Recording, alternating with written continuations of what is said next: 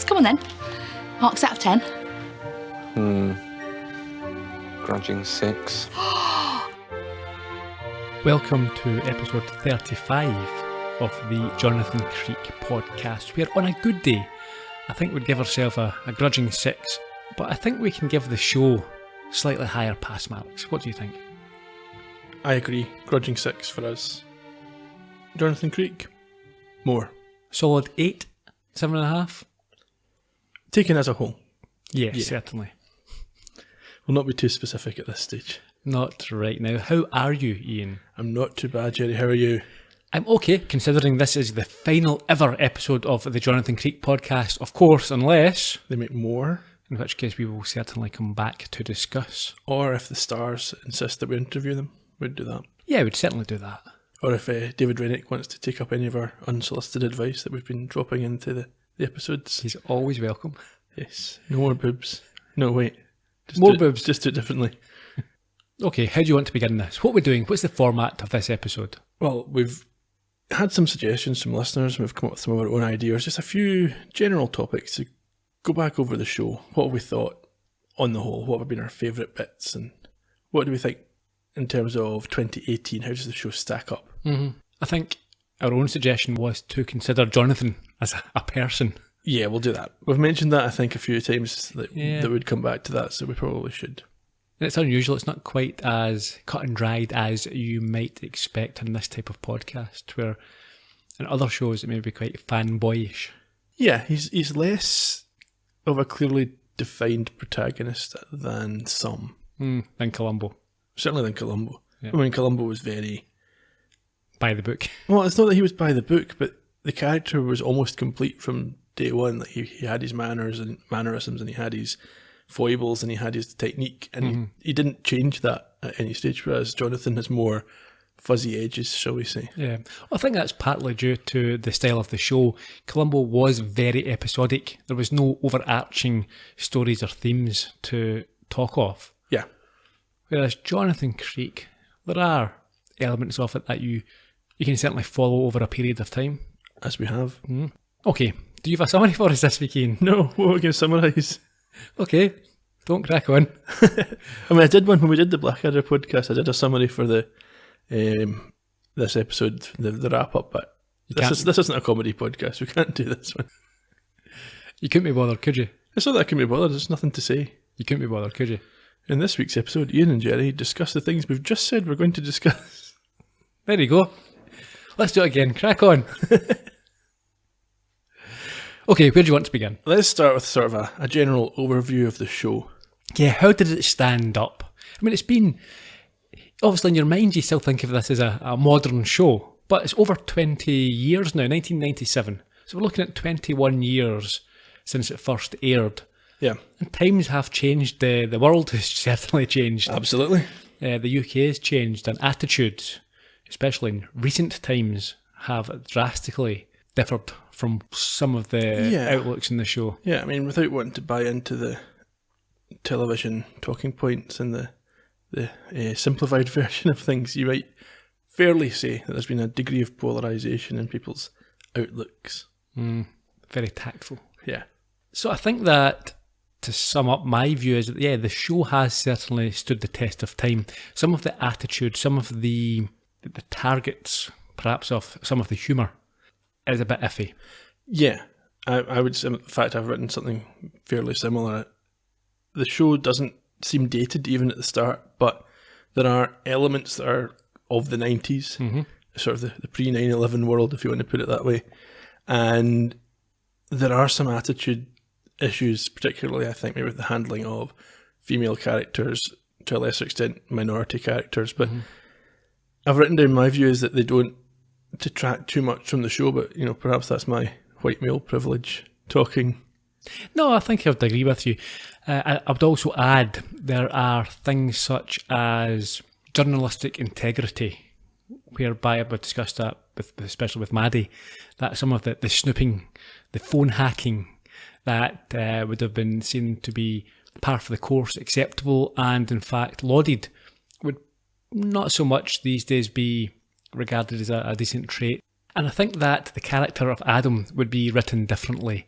I think a lot of the humour derived from him was based on sexual assault in some cases, inappropriate behaviour, and I think we're meant to laugh with him, sometimes at him, but he was meant to be a lovable rogue, and I think that in 2018 some of the lovable rogue stuff would border on the unacceptable. But to be fair, the character's not that out of step with some of the people who were popular in those days. Some of the characters that we would recognise from our younger days watching on television, thinking, oh, there's a great guy or whatever, that's maybe turned out to be nothing like a great guy.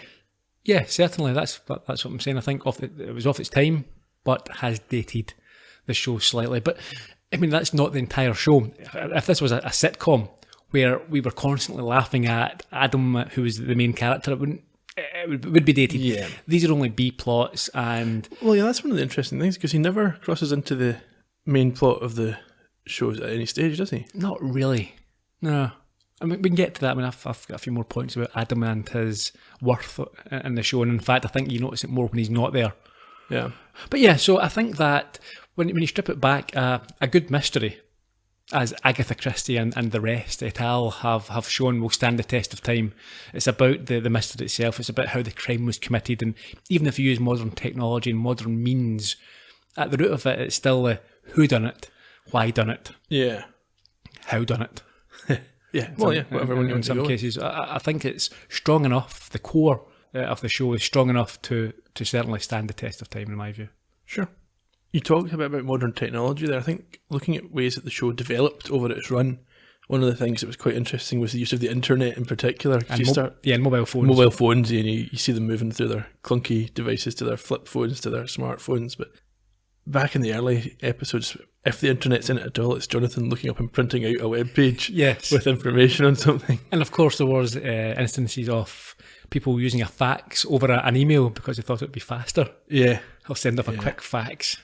Oh, no, I remember the days that you would insist on having a landline. That made you a proper home dweller rather than sticking to a mobile. But nowadays, it's the other way around. Like when I went to university and got a flat, I had a mobile, but getting a landline, that was something, I hadn't had my own landline until I left home. Oh yeah, that was a stamp of, I suppose, maturity or growing up, being an adult. That's it, it. But no longer. No. Okay, so how do we think that the show has progressed or changed, if it has? Well, I think the main, and we'll come to it in more detail later, the main driver of that is the fact that you kept getting sidekicks that were 10 years younger than the one before.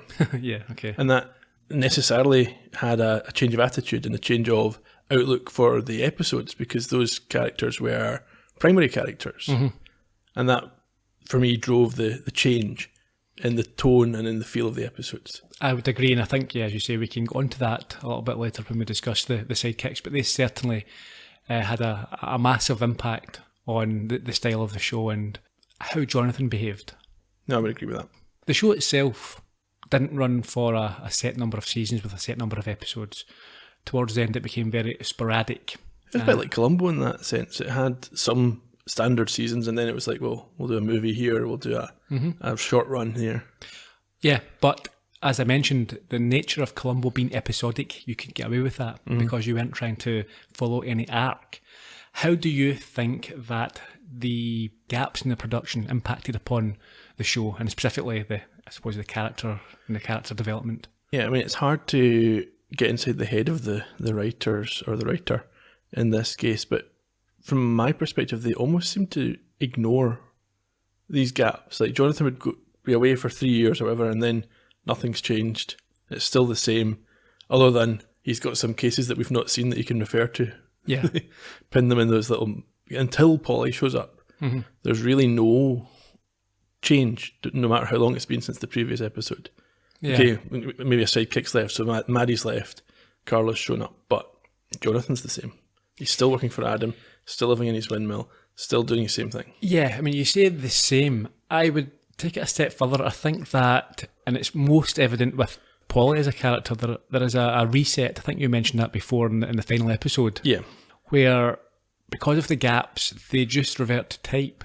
Now, Jonathan, I think you saw an arc in terms of his relationship and his development with Maddie. But when she leaves, then it is a case of, okay, back to square one. He's a single guy he's not developed a relationship and has to start from scratch again with a new sidekick. Yeah, it's almost like they've got on the inside cover of the book is a description of Jonathan, and then when they start a new season or a new special, that's what they refer to. Mm-hmm. It's not like you say, the body of development that he's gone through since then. Well, that's interesting, and I think one of the reasons for that, if we're trying to offer an explanation, might be that they do change directors quite often as well. Sure. So, like with Columbo, in fact, with Columbo, I was recently reading Peter S. Fisher's biography, who was one of the producers behind Columbo and Murder, She Wrote. He talks about how they had to, even though a director or a writer was fully credited in each episode, often the stalwarts behind were having to rewrite and guide. And I'm not sure if this was always the case. Although you've got David Rennick at the helm in each episode, perhaps the directors who come on board weren't sufficiently guided, or maybe that was a deliberate. Maybe so that they had an idea in their head, and that I don't know. It's possible. Mm-hmm. One of the things that stood out, and we mentioned before, was the lack of backstory or explanation with regards to the sidekicks disappearing or even Adam. Yeah, they got a brief reference, and it was just like, well, that's dealt with. Mm-hmm. Yeah, I wasn't at Carla's birthday party. Okay, they've moved on, they're away somewhere. It felt as if we were sort of cheated. I mean, as an audience, you're investing time over a number of years, and especially someone like Maddie, who I think most people really became fond of, most of the audience. She was a big part of the show, a big part of why it was such a great creation. And I think you felt a little bit cheated. You know, you'd have accepted Maddie leaving, the actor leaving for whatever reason, but, Bill, it felt as if it's a case of they took the huff with her. So she's leaving and we're just, one liner and that's her out. From what I've read, that may even be close to the truth, because I'm sure I've seen things in recent years where the actor has said that she's willing to re-engage with the project and there's been no interest. Yeah. Which is a shame. It's a shame. But hey-ho. What can you do? Yeah. Did you think that there was a tipping point in the show? Now, I think it's generally accepted that towards the end the quality drops off a little bit. What's your thoughts? Is there a specific point where you think, yeah, do you know what? One of our listeners suggested that after season 3 it drops off. I don't agree with that. My view is there's not a tipping point at all. I think David Rennick found it harder to come by good ideas. The further you get into the series, he's done everything. We talked before in one of the earlier episodes about the 7 different locked room mysteries and whatever else. So there's only so many. It's the old cliche. There's only so many different stories. It's just a different way of telling them. Mm-hmm. But for me, even in the later series where he had a good idea, it was still a good episode. And even the episodes that weren't great, there were still moments that you could point to that were enjoyable. I think season 5 as a whole was a bit of a write-off. That's my view as well. It's easy to think of the first sort of 3 or 4 seasons through rose-tinted specs, but we've had the benefit of watching it week on week. Yeah. Where it's obvious that there were a few stinkers in the early episodes as well. I mean, Spearfish springs to mind, Norman springs to mind. People like those episodes. I've seen online, folk love them. Not everybody, but there are people. Some people like being stood on with high heels. Okay. So yeah, I think what happened was that towards the end, the frequency of the poorer episodes increased. Okay. So, but then there weren't as many episodes as well. I don't think it's fair, certainly, to say that the stuff with Maddie was good and everything after Maddie wasn't good. I don't think that's a top. Oh, I don't believe that, no. I'm not suggesting I would say that in fact, most of my very favourite episodes were after Maddie left. Sure. So. And also, in fairness to David Rennick and the rest, when you are writing for a season, I'm sure it's writing like anything else. If you're into the habit, you're into the swing of it, you're thinking like the character, it's easier to produce a higher standard than just dropping in every couple of years and trying to get back up to speed.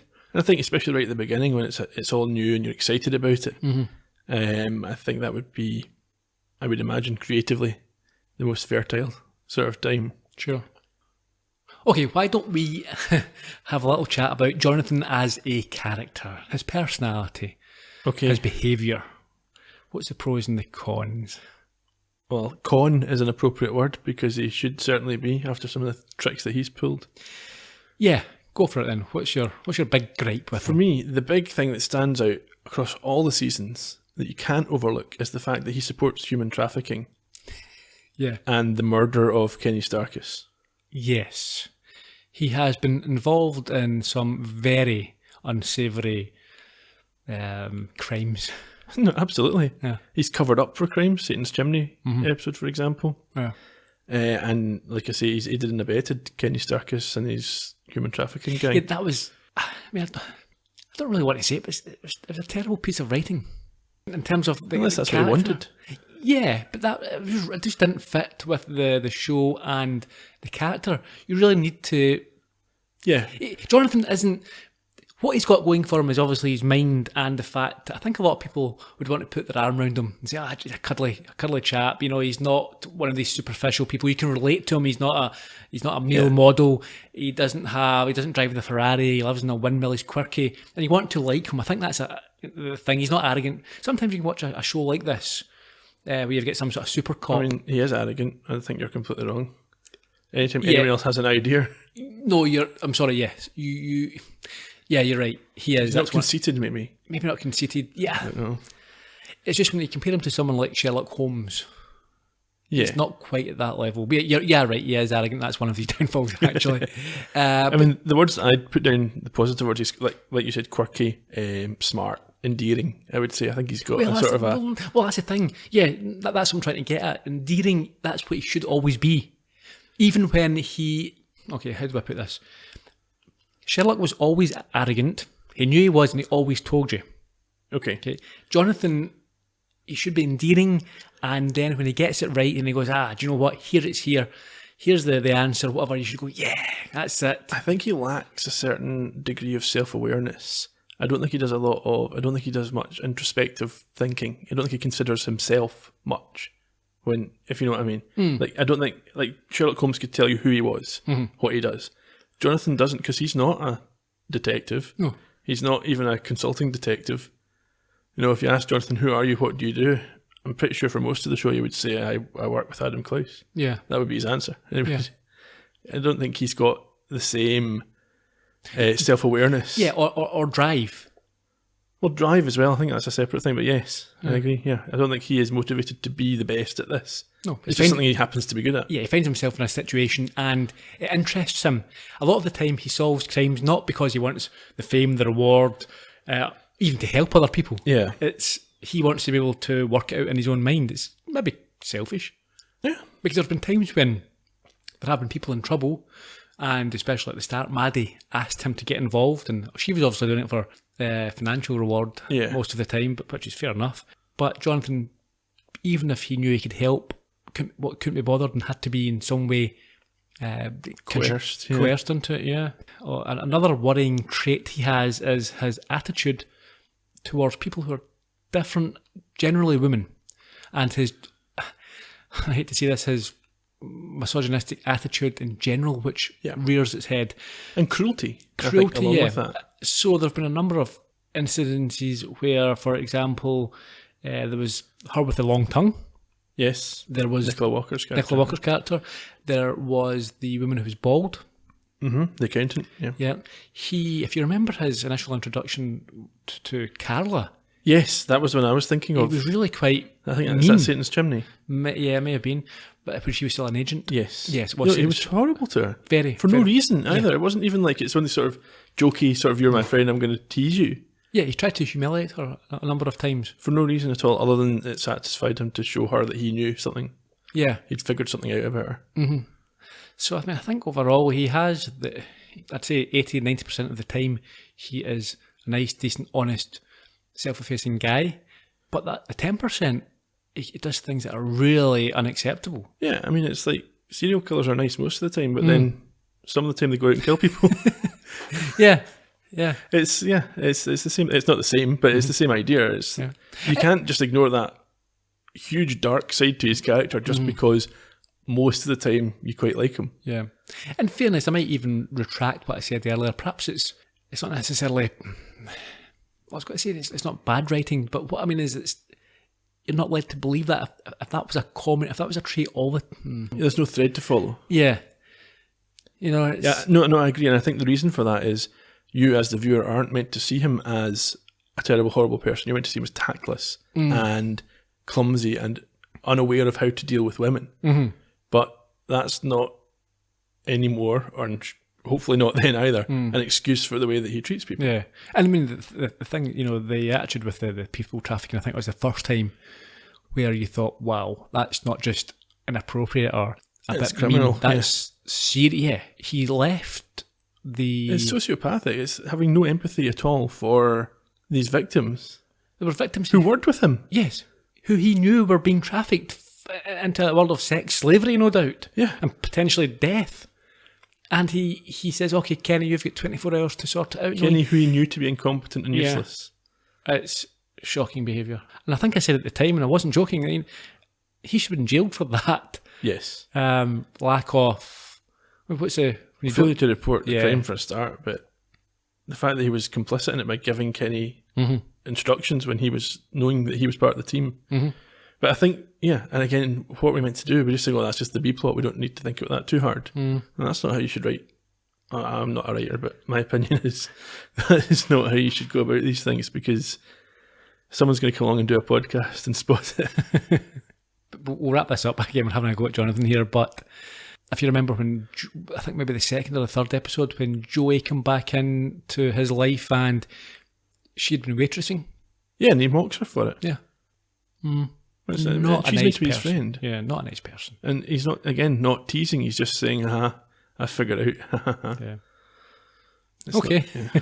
let's That's move on. unfortunate conclusion there. We all love him, really. Yeah. I mean, I think, you know, his development over the series, we've obviously covered quite a lot of it, but We should maybe say before we get off Jonathan, when Polly shows up, his character changes for the better. yes. While the episodes aren't as good, he becomes much more caring, more thoughtful. I think we talked about it in one of the episodes. There's a lot of times where you can see him notice someone hurting Polly's feelings or something like that, and he addresses that proactively. And he's kind to her. He's not cruel to her at any stage that we see. No. So perhaps that's something we should leave it on.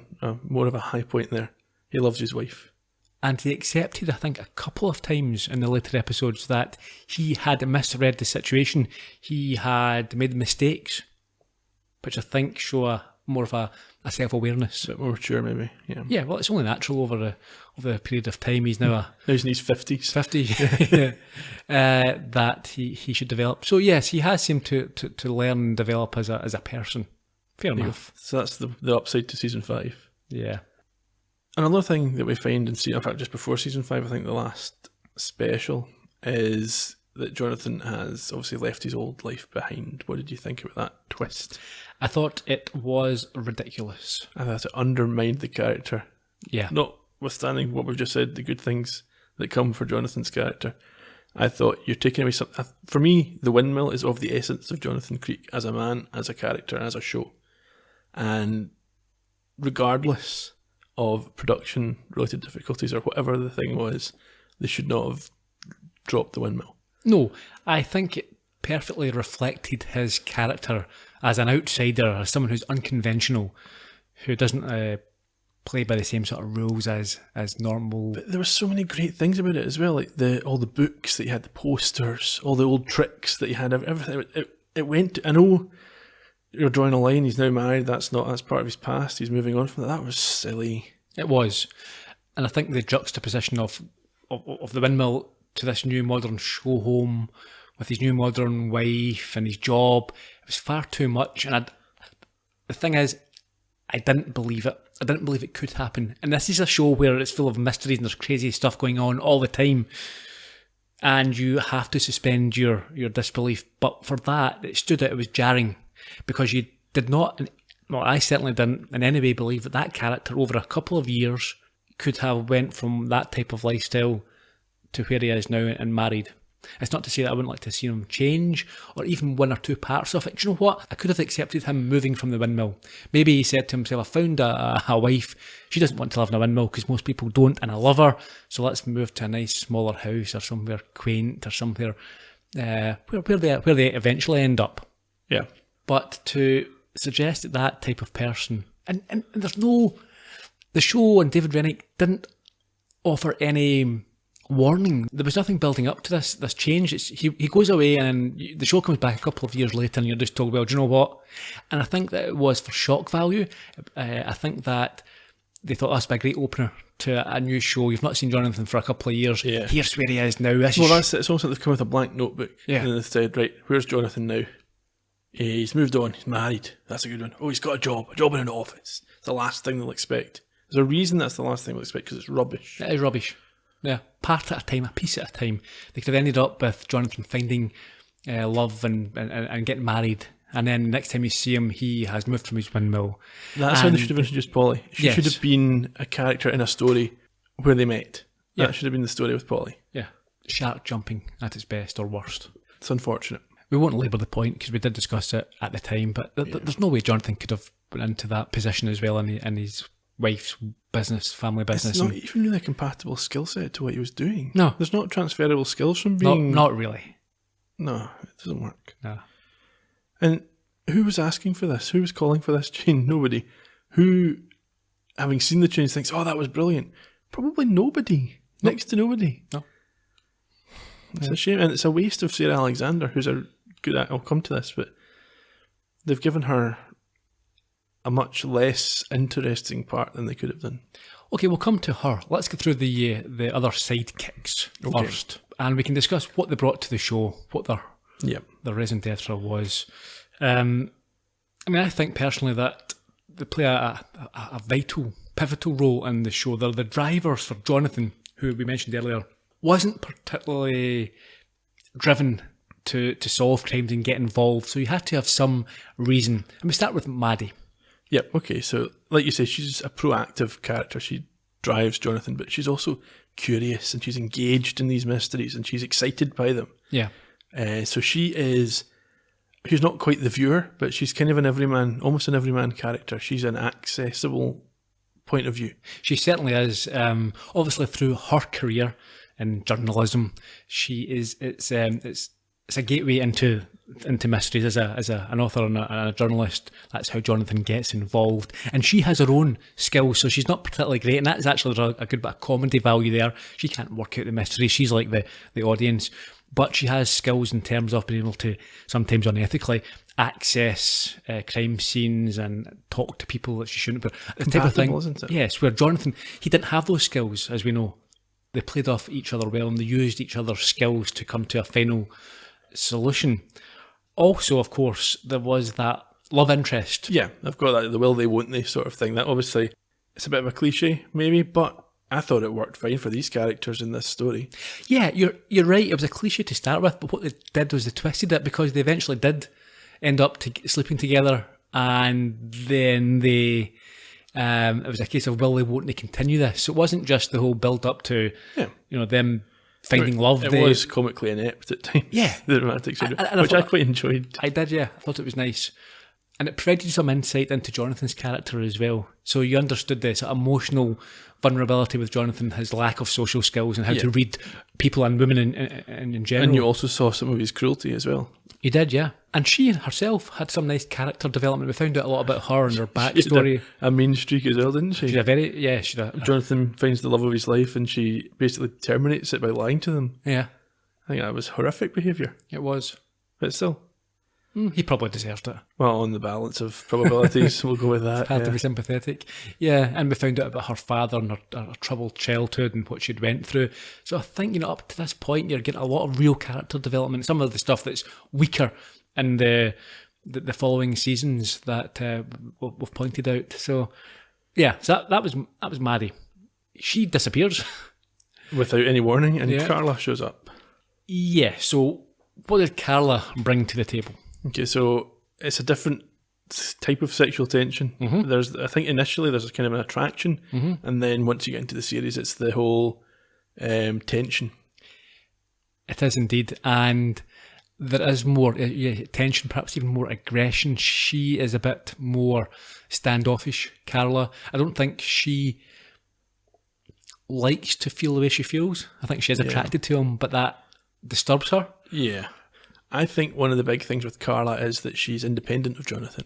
Yeah. So unlike Maddie before her and Joey and Polly after her. She has her own career and her own angle on all of these mysteries and on all of these stories. Well, that's a great point. Maddie was dependent upon Jonathan financially. I mean, she needed the work, she needed the rewards or whatever it was. So she had to an extent, placate Jonathan and his behaviour. Whereas Carla, you're right, she is an independent, successful woman in her own right.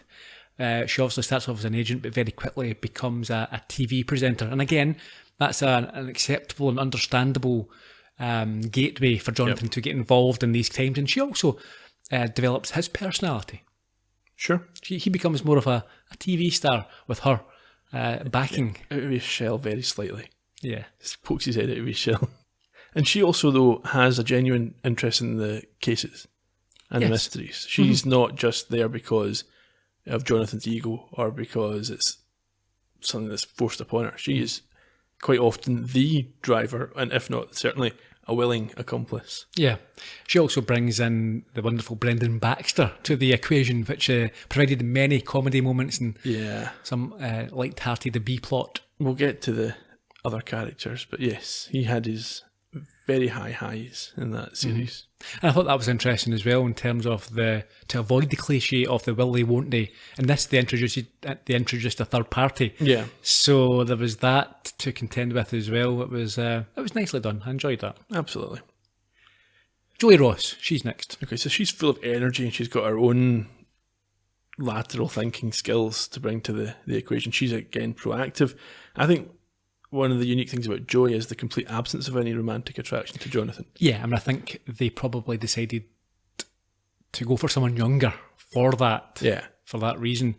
Yeah, because I mean, I think, in fact, I know there's 8 years between Maddie and Carla, but then there's 13 years between Carla and Joey in age. So they're getting younger, and obviously that's from a non-story point of view, attract a younger audience to the show, etc. I think at that point Sheridan Smith was doing pint of lager, 2 pints of lager, packet of crisps, that sort of thing. And Gavin and Stacey as well, I think. Yeah, so she was quite popular and had an audience, but also from a story point of view, it keeps things fresh, it changes things around again for Jonathan, and it's a different dynamic, which I think was a good one. Definitely. I mean, I thought Joey was fantastic. She, as you said, had an energy and a youth, a different perspective on things, and again, she had her own website. She was already involved in mysteries, so there was a believable reason for they two to team up and Jonathan to become involved in all this sort of jiggery pokery. Yeah. However, she gets dumped. 10 years back the other way to find Polly.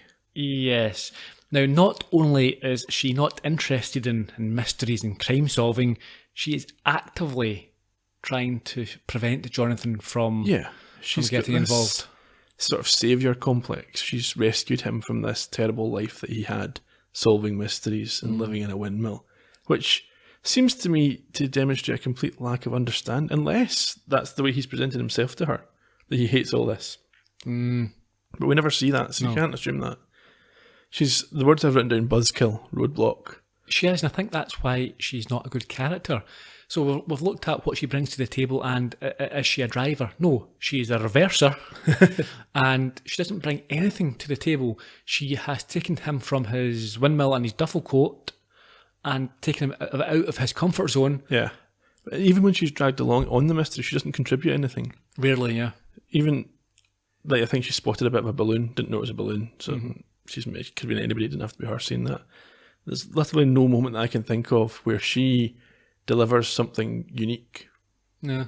On the flip side, she genuinely does care for Jonathan. We see that on a number of occasions. And, you know, it's particularly well acted at times, and the comedy moments work well because it's a good comedy pairing. Yeah. Well, I mean, I think that's the thing. It's frustrating. There's a lot more you could have done with Sarah Alexander and this type of character. She could have been written as his wife and written well. Yeah, I mean, there's lots of different approaches. I mean, they could have had her completely oblivious, which would have been hilarious. Like, these mysteries are going on under her nose and she doesn't have a clue what's going on. Or they could have had her engaged, or they could have had her just doing something else. Okay, so not stopping him, but not getting involved. Yeah. But then she wouldn't be a sidekick. But there's probably more. There's probably more things they could have done. They could have found some sort of halfway house. The other thing they could have done is when they develop her character, as they did, not hit the reset. Yeah. and bump her right back to being the same old roadblock she began as. I agree. And I think, as mentioned earlier, I think it perhaps due to the sporadic nature of these her episodes, that perhaps they didn't get a good run at it. Perhaps. Anyway. Okay, so out of all the sidekicks, who is your favourite? Joey. Okay, Who's your favourite? Maddie. Okay, I think that's fair. Yeah. I don't have any problems with Maddie or Carla. I quite like them both. But Joey's my favourite. And she's only in 3. Yeah, she had a big impact considering the limited number of episodes. I mean, for me, Maddie was the best due to the balance of being a driver for Jonathan, the interpersonal situation, Yeah. the fact that she's an appropriate partner, I think, in lots of ways. Yeah. And she had her own skills and a reliance in Jonathan, so I think for the show it was a good dynamic. But Joey, yes, certainly very good as well. And Carla, I did enjoy. Okay, in terms of other characters, I think we have to mention firstly Adam. Obviously. I think we didn't make a big enough issue of how him not being there affected the show, because I think that with him there was a yin and yang with Jonathan. So he was at the front of house, he was the showbiz, he wanted the limelight, and Jonathan was the ideas man, the logical, the rational at the back. And I think that's a good reflection of the show in general. Also, he had the comedy B plots that they felt relevant, they felt as if they were natural and organic because he works with this person. So there was a consistency which was enjoyable, and their relationship and how they worked with each other, you could see that developing over time and changing, and you learn new things. And I just thought that he was an important part of the show, and he was missed when they left. I think especially so because of what they replaced him with. So additional mysteries that weren't interesting. Like, what is Polly dreaming about this week? Or who is crawling in the garden? Mm-hmm. Although he was often a lecherous and despicable character, he brought a humour and a relevant B-plot in many cases. Yeah. I wonder why he didn't return, do we know? I don't know if it's an actor issue or if it's maybe they felt the character wasn't relevant anymore, like you say. I think he was relevant. I think they could have easily updated that character. He could have been doing his own podcast, or he could have been on a cruise ship somewhere. There's lots of phoning stuff, Jonathan every 5 minutes or something. There's various things. In terms of characters who made sporadic... Yeah, I've got a list. Do you want me to go through the list? I've got a list as well, so you go through it and I'll go through mine and see how many we duplicate. Horace Greeley, Gideon Pryke, Brendan Baxter, Barry Opper, Kenny Starkis, and the Rotund Inspector. Okay. I have got Nigel Planer as Shelford in the Reconstituted Corpse. Okay. Jennifer Piercy as Kitty. Yeah, I liked her. Bella's Gate, yeah. And that was 2-parter, so you call her twice, I suppose. Mm-hmm. Brian Murphy, Ken Speed. Yes, the copper who died at the end of Mother Redcap, yeah. Couldn't ignore Rick Mail as Gideon Pryke. Yeah, had him, yeah. One that might not be so obvious is John Shrapnel as Professor Lance Grauman. I thought he... In the Omega. Yeah, Omega one, yeah. Enjoyed that. Of course, as you mentioned, Bill Bailey as Kenny Starkis. Adrian Edmondson as Brendan Baxter. With Myra McFadden as Hattie Barron. Yes, in the checkered box. Yes. Indeed. Kieran Hodgson as Ridley. I hear his stand-up's going quite well recently. Is it? Yeah. I'll need to look into that, yeah. Finally, I'd like to mention Josie Lawrence recently. She was good. You're not a John Bird fan? He's alright now. I mean, he had multiple characters as well. Remember, he was the police chief Yeah. way back in the day. You're not a Greeley... No one's really a Greeley fan, are they? Really a Greeley fan, no. So, give me your two favourite of your list. Oh, I've listed 3, but that includes Adam, so we're not going to take Adam. Brendan and Gideon. So Brendan Baxter and Gideon Pryke. And you can imagine why. It's a pair that seems to go naturally together. It does. I have went for half of those. I went for Rick Mail as Gideon Pryke and Kieran Hodgson. Yeah. I really enjoyed his character, and I think, even thinking back even more so, I'd like to have seen him, I mentioned that during the episode, I'd like to have seen him being developed as some sort of apprentice. The Young Creek. Yeah. An animated series that he just did the voice for. Okay, I thought this episode would be about 30 minutes. We're already well by that. So let's crack on with our favourite episodes. Oh, crack on. I thought you were going to say let's have an interval. Okay, favourite episodes. I've got a list of 3, but I want to do some highly regarded ones as well that I haven't made in my top 3. Okay, well I've got 8. Okay, so the ones that aren't in my top 3 but I quite enjoyed, especially I think some of the early ones, I like Jack in the Box and the Reconstituted Corpse, so right at the start of the series. I like Dance Macabre at the start of season 2. And I'm thinking of the Carla episodes. I think my favourite was maybe the coonskin cap with the police mystery. That was quite a good one. Okay. But my top 3 are all specials. Right. In no particular order, second and third are Black Canary and Satan's Chimney, and my very favourite is The Grinning Man. Okay. Quite a lot of crossover here then. Okay. So I'll just run through what I've got. The Reconstituted Corpse. Yep, check. The House of Monkeys. That was a good one. Dance Macabre. Yeah, it's a good one. Mother Redcap. Oh, I should have said Mother Redcap. Yeah. I did enjoy that. The Black Canary. Yeah. Miracle in Crooked Lane. I like that one. It had its moments. That was the one with the time offset and everything like that. That was clever. Satan's Chimney. And the Coonskin Cap. Yeah. Fair enough. Now, last week, or last time, whenever it was, you mentioned the 7 locked room types. Yeah, it was in the Septimus Noon episode. So episode that's a while ago 31. now. Yeah. Do you have your own answers to that? I have an incomplete list because I couldn't get an answer to all 7 types, but I'll go down what I've said, and I've got one listener contribution that I can refer to, which I think you agree with. Mm-hmm. So you'll recall we talked about locked room mysteries, there being 7 possible causes of death, or whatever you want to refer to it as, and I know that Jonathan Creek and David Rennick has played with these a little bit, but the 7 in order would be, so firstly, not a murder, but a sequence of coincidences culminating in an accident which appears to be murder. Okay, give us what you've got for that. So I thought House of Monkeys, because although he'd been poisoned, the actual death was an accident. Listener suggestion, which is obviously much better when you think about it, is the reconstituted corpse. With the pipe falling on her head. Yeah. Okay, next. So number 2 is murder, but self-inflicted by the victim, so they're caused to kill themselves by somebody else. And the obvious one is the tailor's dummy, where the father was caused to leap out the window by the recording. Sure. Third one, murder, but by a mechanical device, whether a hidden weapon, an electrified object, or some kind of trap. So you can think about Mother Redcap and the electrified floor, but I would go for Coonskin Cap with the inflating jacket that suffocated the victim. Or what about Joey in the bath? Yes, that would fit that as well in The Grinning Man. Yeah. Or were you just thinking about Joey in the bath? I don't know. Number 4 was a suicide but made to look like a murder, and the obvious one here is The Eyes of Tiresias. Yes. Where the fellow shot himself, it made it sound like he'd been murdered. Odd year. Okay, next. Number 5, murder, but the victim dies before they enter the locked room. Now, I don't have an exact one for this, but there's a couple that are of the essence. So in Septimus Noon itself, Juno is injured by stabbing before she enters the locked room. And in Black Canary, the woman is already dead before she's seen out in the lawn shooting herself. What about Nigel Planer when the head's chopped off? Yes, that would be a good example. And number, what we're on? 6 now. Yeah, murder committed at a distance. I don't think we really had anything like that. No, I think the only suggestion was the axe shotgun through the door. Yeah, but I think that fits more number 7, which is murder committed at the point of discovery, along with obviously the judge in Mother Redcap when the police officer stabs him in the heart. Okay, thanks for that, Ian. No worries. Before we wrap this up, do you think Jonathan Creek as a TV show should continue? Should it come back? Now, if we go back to Blackadder, I think we agreed that Blackadder is best left in the past. Yeah.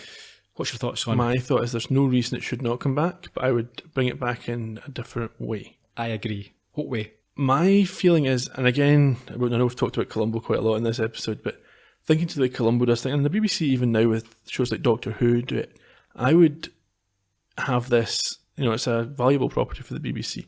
Use it as a ground for young writers and young directors.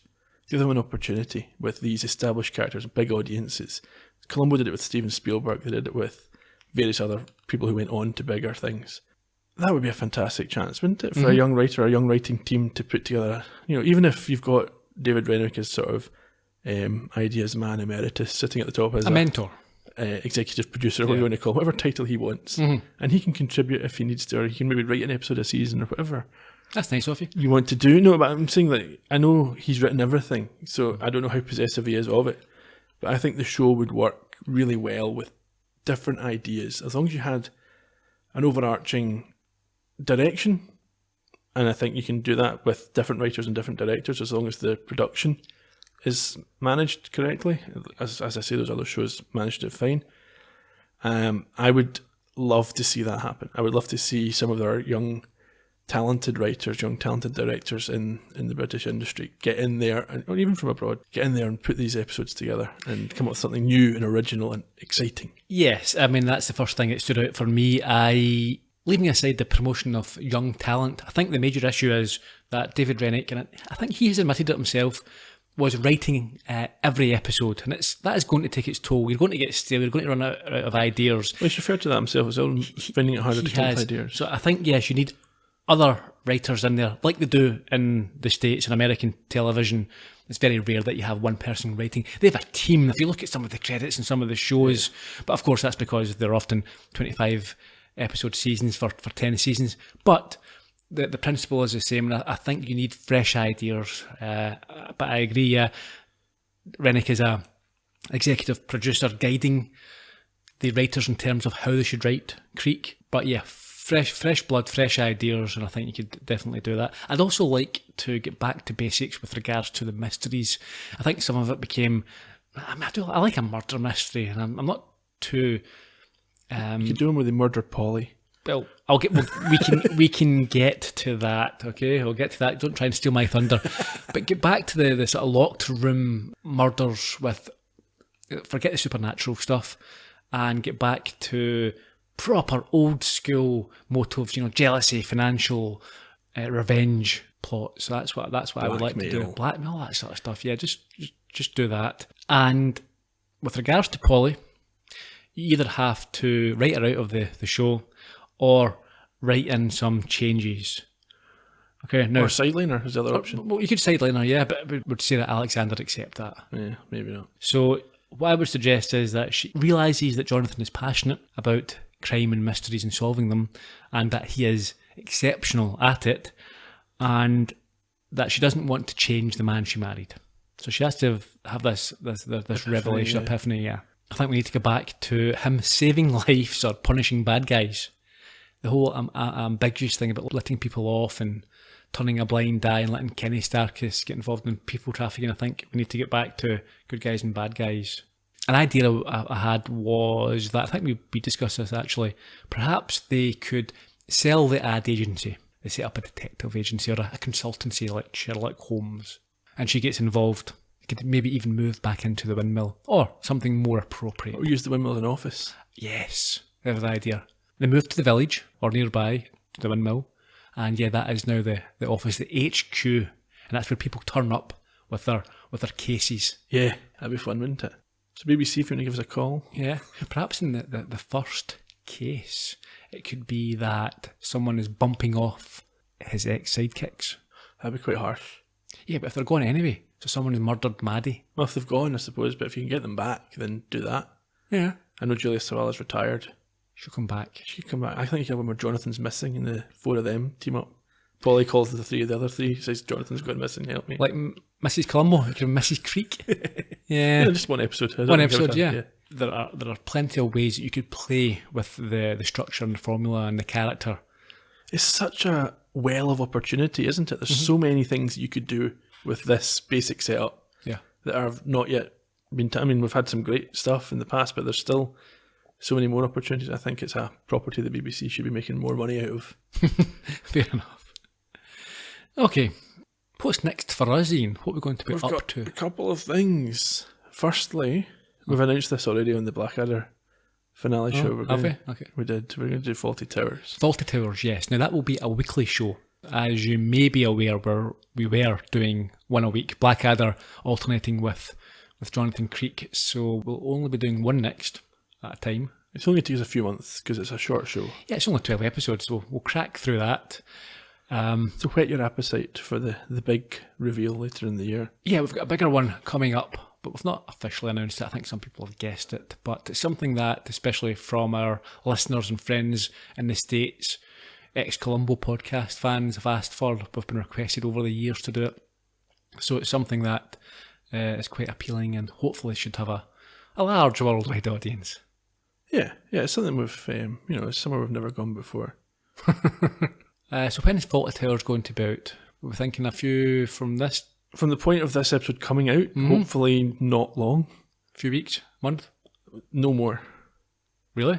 Well, because as we sit here recording this in July, we've still got another 8 weeks of releases to come. Oh yeah, we should have wrapped up So then. we should have Faulty Towers, certainly the start of it, ready to go not long after this comes out.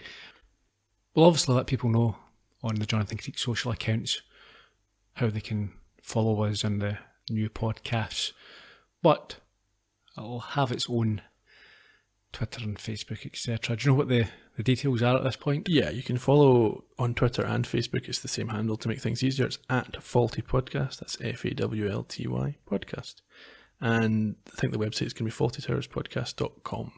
That's easy enough. Should be. So I think all that remains is for us to offer our sincerest thanks.